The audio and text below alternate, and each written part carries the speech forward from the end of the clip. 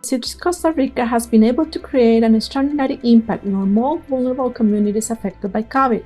Hi, my name is Nancy Jimenez. I'm an HR business partner based in Costa Rica. We impacted more than 300 families with food kits, assisted the health system with more than 150 COVID test kits, and also provided food and shelter to children with chronic diseases and their families.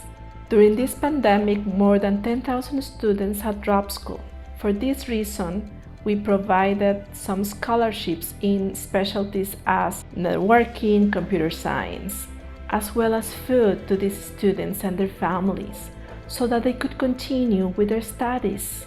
Thanks, Citrix, for this amazing impact in the Costa Rica communities during this pandemic, bringing happiness and hope during this difficult time, but also providing a better future.